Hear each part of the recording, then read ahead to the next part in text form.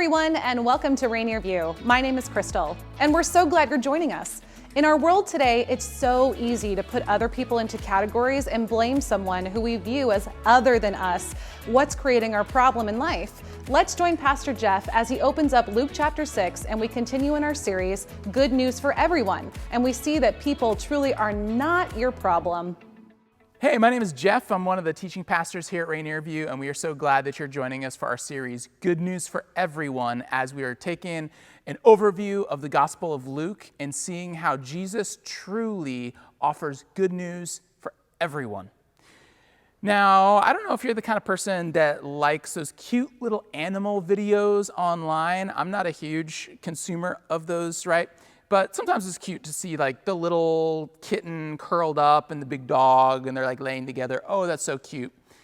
But then there's a whole part of the internet about animals that are really doing some pretty unnatural things by caring for other species, right? And there's some bizarre animal behavior out there, like this tiger feeding these baby piglets. Like, that's food, that's bacon right there, and yet she's nursing these little piglets as if they're her very own cubs. It's kind of a real weird behavior. Or this adorable chimp who's bottle feeding the little baby tiger, right? Like, how cute, how adorable, and if we're honest, how a little bit bizarre. But the one that really I can't wrap my mind around is there's this lioness, and apparently her pride killed a mother oryx. It's like a little deer antelope thing. And this lioness took in these little baby oryxes. And one of them made it, and it grew up like it was her own child. She protected this thing. Like, this should be a walking 7-Eleven for this lion, and yet she's protecting it as if it's her own. Now, honestly, my response to that is just, that ain't right. That is so weird. It's so bizarre. It's so unnatural when we see something like that. And so what does this have to do with this series, Good News for Everyone, and following Jesus? Well, we start with that because really the kind of life that Jesus invites us to live is unnatural. Jesus invites us to step into living a kind of life that really is supernatural. It's above, it's beyond the way that we would normally interact with others and live our lives. And so in the passage we're going to look at, and we encourage you to open up to Luke chapter 6, we're going to be looking at a passage that really highlights some of Jesus' most well-known, most thought-provoking, most captivating, and most challenging teachings of his entire ministry, of his entire life. And so we're going to be looking at what's called in the Gospel of Luke, sometimes it's called the Sermon on the Plain. It parallels a better-known Sermon on the Mount that we find in Matthew's Gospel.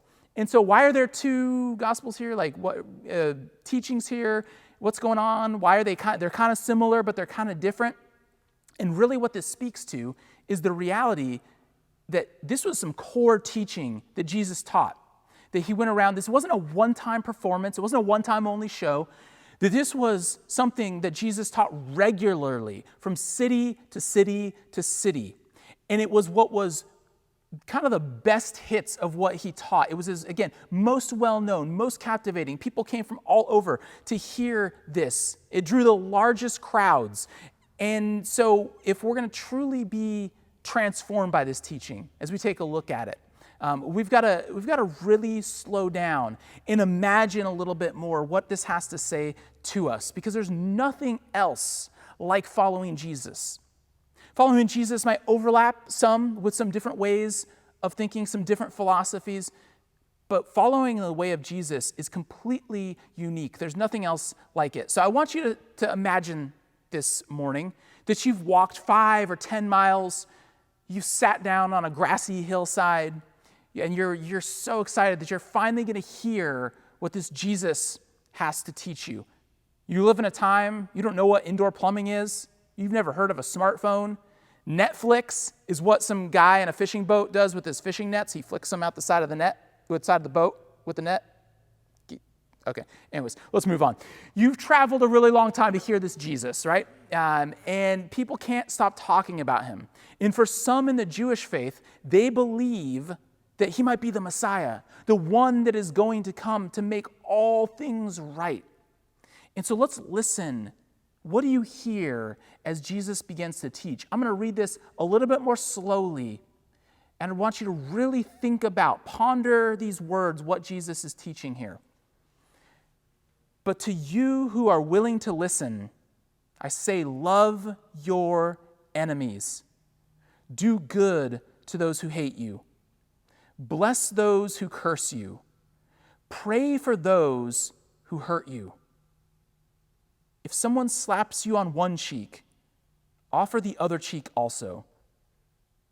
If someone demands your coat, offer your shirt also. Give to anyone who asks. And when these things are taken away from you, don't try to get them back. Do to others as you would like them to do to you. If you love only those who love you, why should you get credit for that? Even sinners love those who love them. And if you do good only to those who do good to you, why should you get credit? Even sinners do that much. And if you lend money only to those who can repay you, why should you get credit? Even sinners will lend to other sinners for a full return. Love your enemies. Do good to them. Lend to them without expecting to be repaid. Then your reward from heaven will be very great, and you will truly be acting as children of the Most High, for he is kind to those who are unthankful and wicked. You must be compassionate, just as your Father is compassionate. Do not judge others, and you will not be judged. Do not condemn others, or it will all come back against you. Forgive others, and you will be forgiven. Give, and you will receive. Your gift will return to you in full, pressed down, shaken together to make room for more, running over and poured into your lap. The amount you give will determine the amount you get back. Now, I'm not going to try and break down everything in this passage here. What I'm going to ask you to do is to just focus on one simple thing out of this teaching that is timeless that Jesus gives here. What's one way, if I'm going to take Jesus seriously here, what's one way I might need to think differently? What's one way I might need to act differently, behave differently to conform to what Jesus teaches here? You know, it's one of these passages that we can look at the background of it for days almost and see all these nuances going on, but we almost don't have to because Jesus' teaching is so clear. Jesus' teaching is so challenging. And I think what our problem actually is that it's so demanding, it's so clear that we think Jesus isn't serious. We believe, oh, this must be hyperbolic. This must be figurative language. Jesus can't really expect me to live this way, right?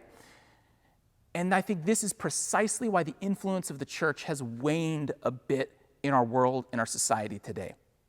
Because for far too many Christians, both in name only and those who are truly trying to follow Jesus, for far too many, they equate power and might and force with the way to interact with the world.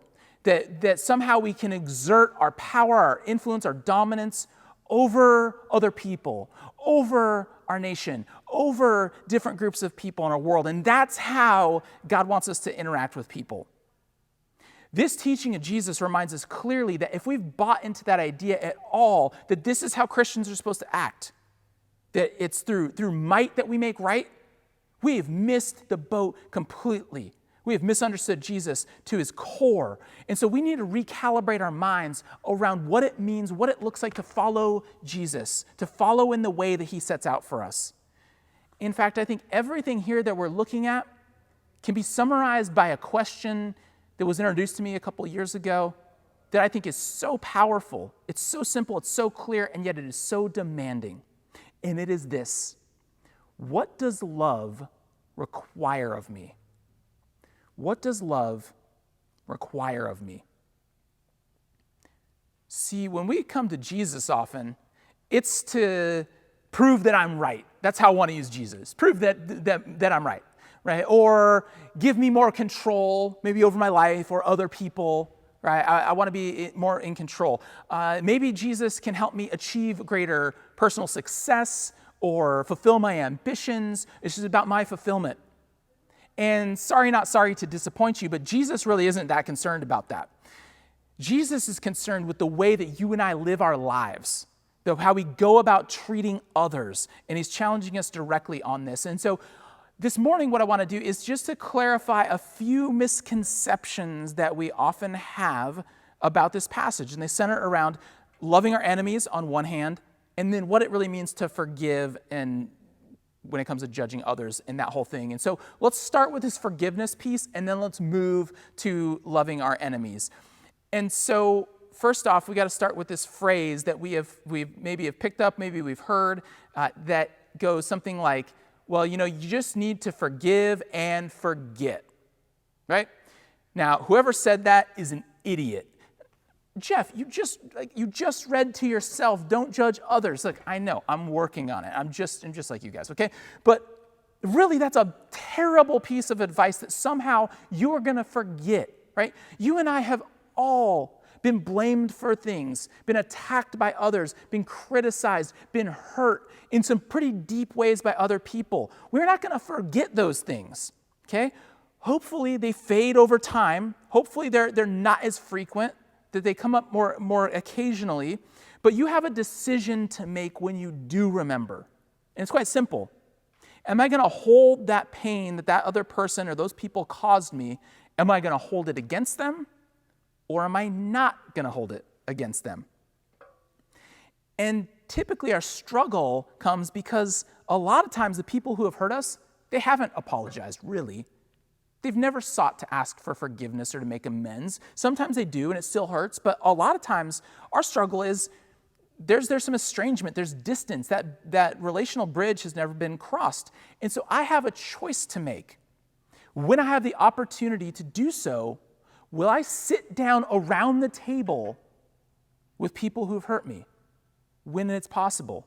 And when it's not possible, when there's that relational gulf and things have not been attempted to be made right, will I still choose to not hold that against them, that pain, that hurt? Will I choose to not put in the scales of my version of justice and judgment how much I think they need to repent, how much pain they need to go through before I'm going to come back and try and restore a relationship with them? I love what Lisa TerKeurst has to say about forgiveness from one of her books. She writes this. She says, unhealed hurt often becomes unleashed hurt on others. It's time to work through the pain and forgive. This doesn't make the one who hurt you right or justified in any way. Forgiveness is you being brave enough to remove from the one who hurt you the power to hold you hostage. I love what she says there, that it doesn't make the one who hurt you right or justified. It's about the freedom that you get to experience. Because the good news is that there's a benefit, there's a blessing that comes to you by choosing to live this way if we embrace it. Let's look back at verse 37 in what Jesus says. He says, do not judge others, and you will not be judged. Do not condemn others, or it will all come back against you. Forgive others, and you will be forgiven. Give, and you will receive. Your gift will return to you in full, pressed down, shaken together to make room for more, running over and poured into your lap. The amount you give will determine the amount you get back. And so this is one of those things that the original audience would have got immediately, because this had to do with selling grain in the marketplace. It was a very commonplace experience for everybody in the audience that day when Jesus spoke. But maybe this will help. You ever open a bag of chips and you realize you didn't buy a bag of chips, you bought a bag of air with like chip crumbles in it, right? Like, there's 8 chips in this bag. What's going on here? Well, this is a trick that people have been playing for a long time in the marketplace. You might try and leave some gaps in that jar and not have it quite as full as it looks. So if you're selling grain, you're not selling as much maybe as it would appear to be if you are a little shady as a grain salesman, right? And so Jesus is saying, I'm not like that. I'm like the guy in the marketplace that's pounding it down, that's getting all the little air pockets out so I can pour more on top.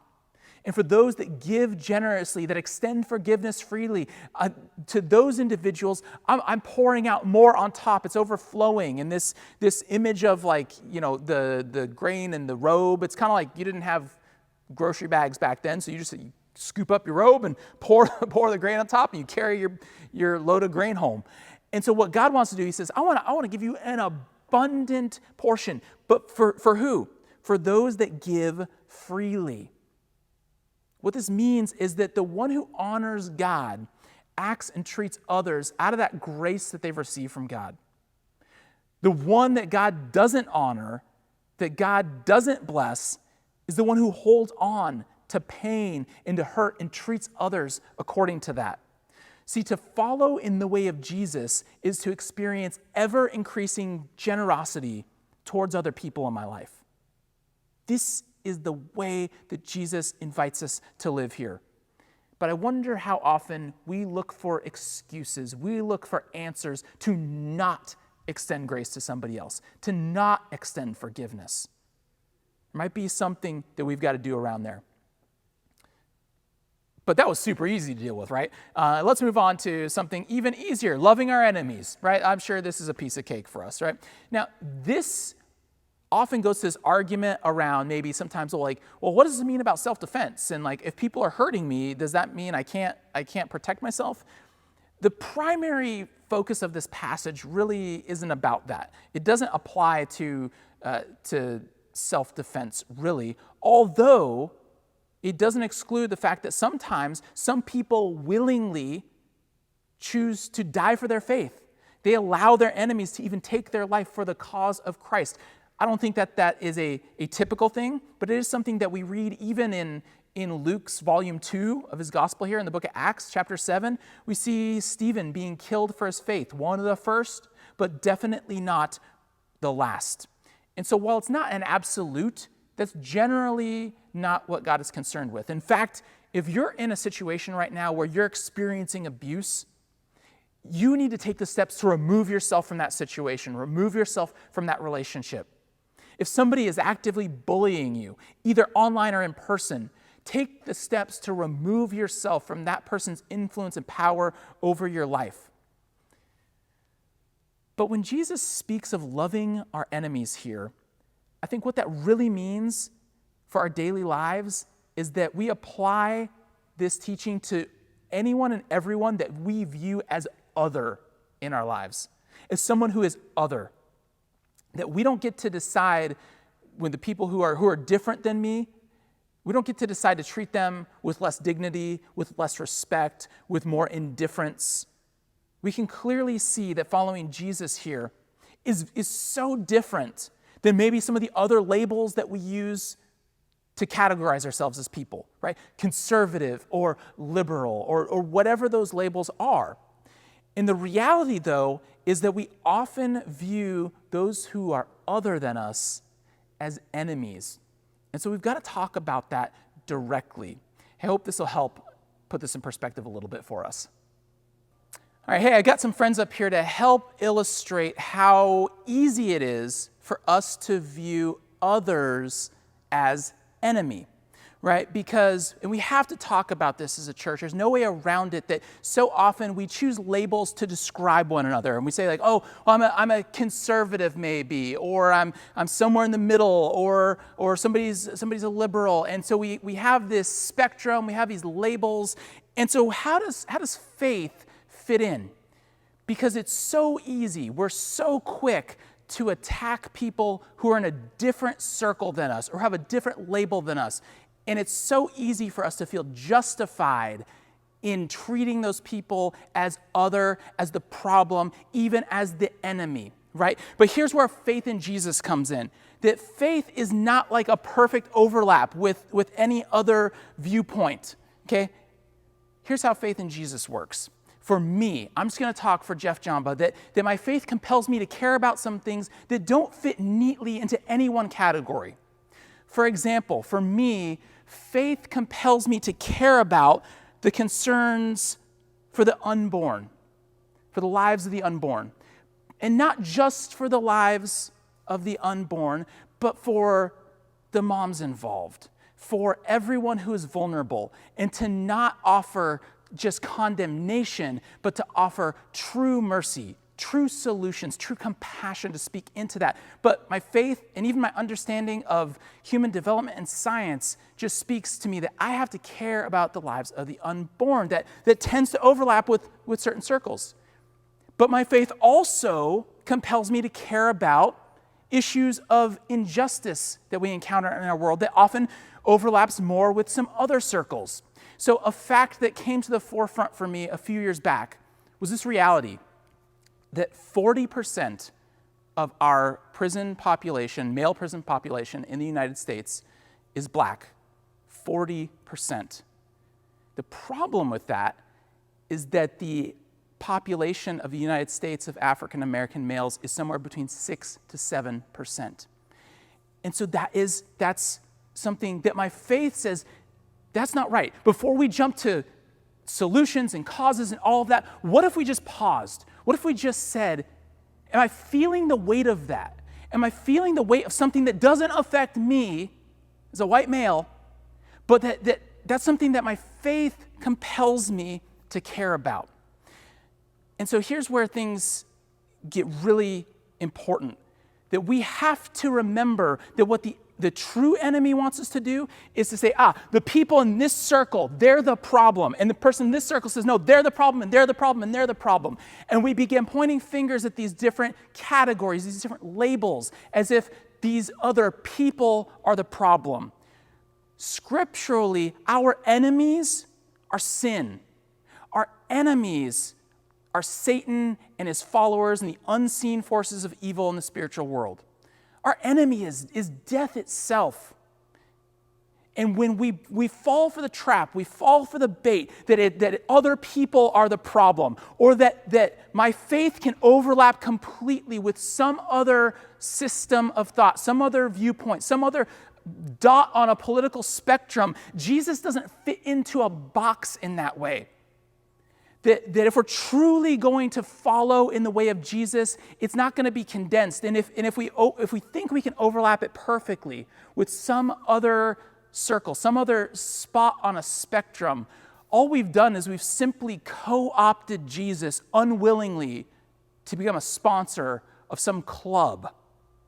We cannot do that. But here's the thing. I know some of you are saying, Jeff, that sounds so great, but you are so naive. You don't know what that circle really believes, or you don't know what this circle really believes and supports. And if you did, you wouldn't be saying that. And here's the thing. If you are going to take Jesus even remotely seriously, what did we just read that he teaches us? Love your enemies.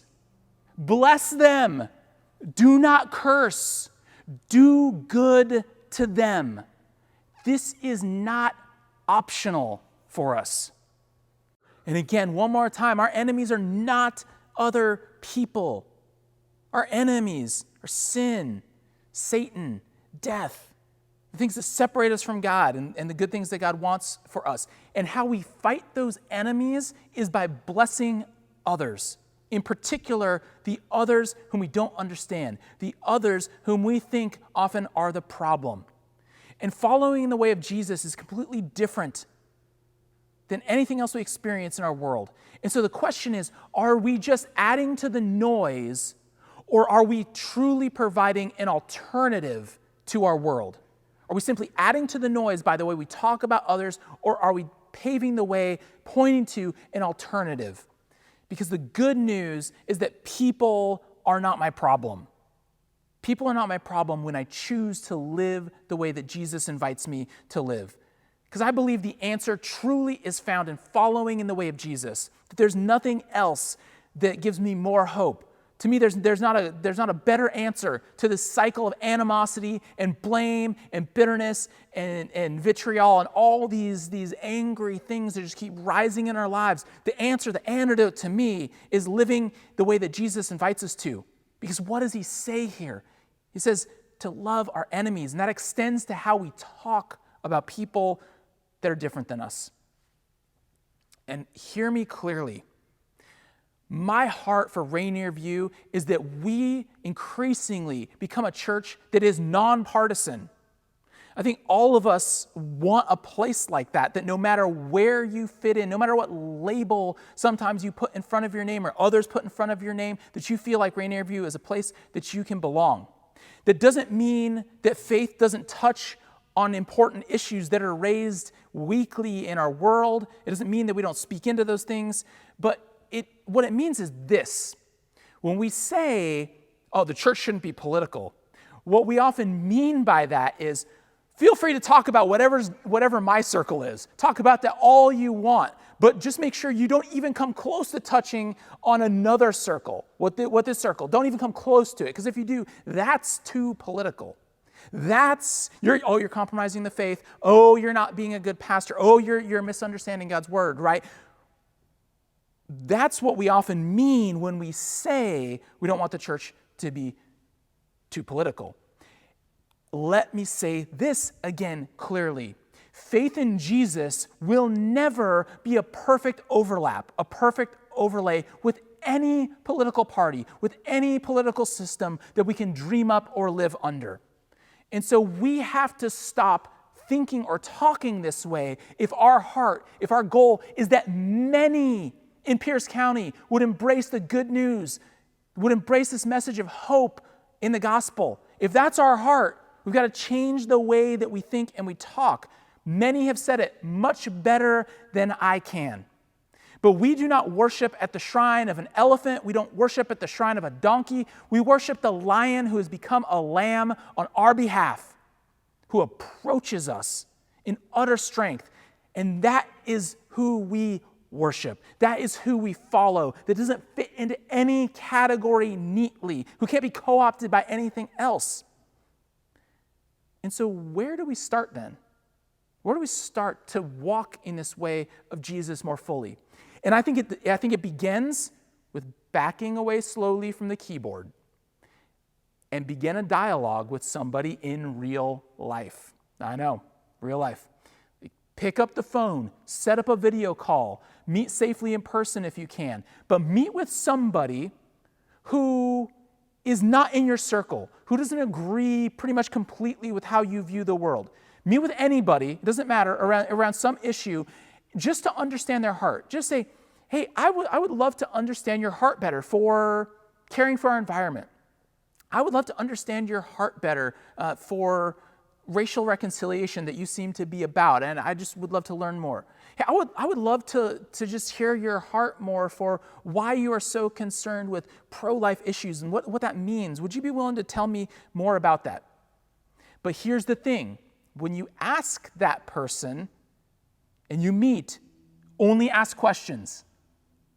Don't tell them what you think, only ask questions. And no, your questions can't be, are you blind? How dumb are you? Okay, we get it, right? Like, you need to seek to understand somebody else's perspective. Why? Because loving our enemies, those with whom I disagree with personally, is incredibly difficult to do in our world today. Because our world tells us, oh, anyone and everyone whom I deem as toxic, who has a different viewpoint than me, I don't need to hear them. I don't need to deal with them. I don't need to be around them. I can cut them out of my life. And what Jesus is saying here on his teaching about loving our enemies, he's saying that's a load of donkey droppings, okay? That is just not the way that we live if we're going to truly follow Jesus, and that we've seen the result of living this way, of being pretty much isolated from any real life relationship with people who have a different viewpoint than us. the outcome is not good for any of us, but especially if we claim that we have the hope for the world, that we are the light of the world, we ought to be the best at engaging people who are different than us. And the answer that we offer at Rainier View for that hope, for a different way forward, is to treat others the way Jesus invites me, the way Jesus asks me to respond to others.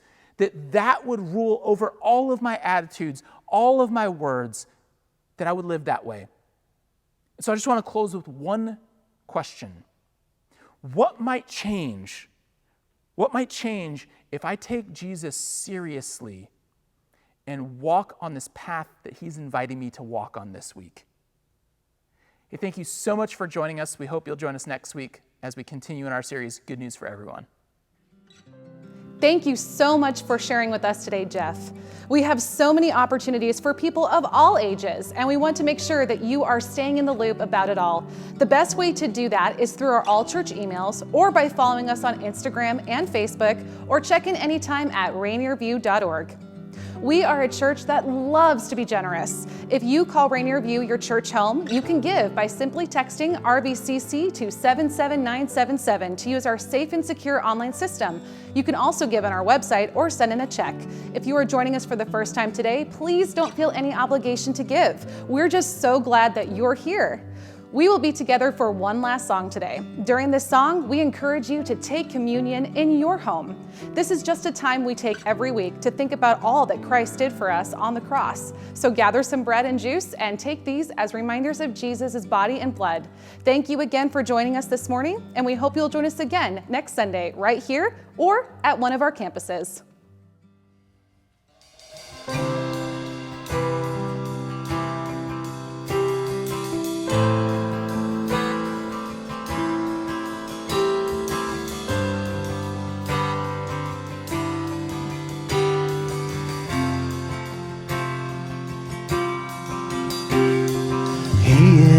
Jealous for me, love's like a hurricane. I am a tree bending beneath the weight of his wind and mercy.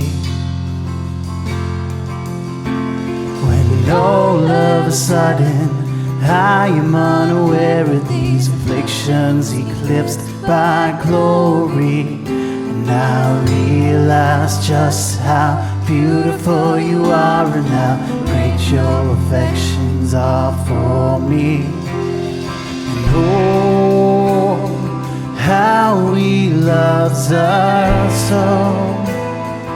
Oh, how he loves us. How he loves us so.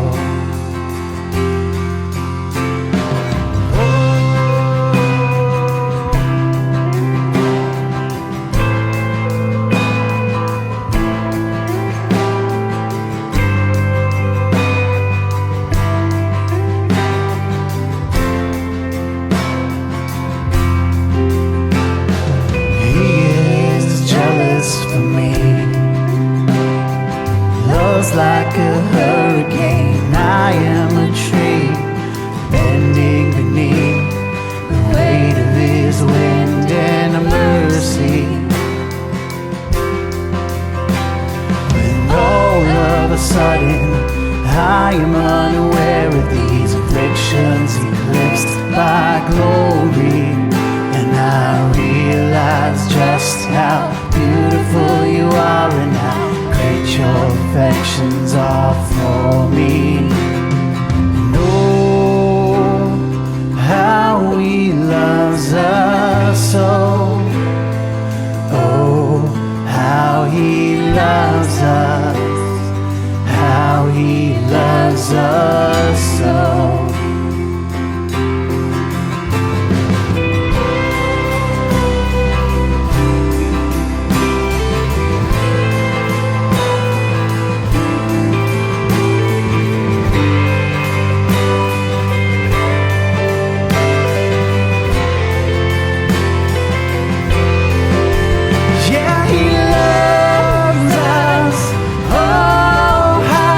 He loves us.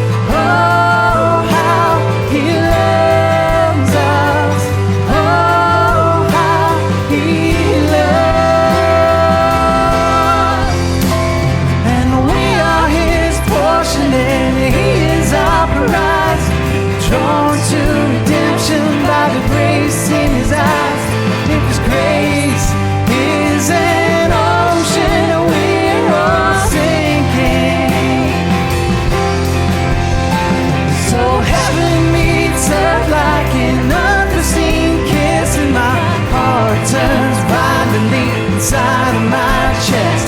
I don't have time to maintain these regrets when I think about the way that he loves us. Oh, how he loves us. Oh, how he loves us. Oh, how he loves.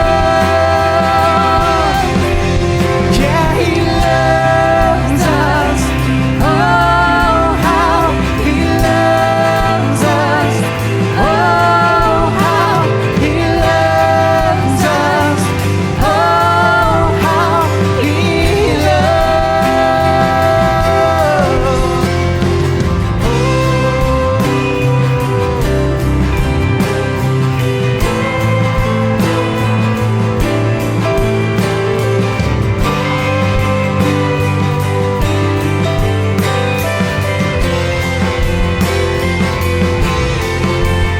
Yeah, he loves us. Oh, how he loves us. Oh, how he loves us. Oh, how he loves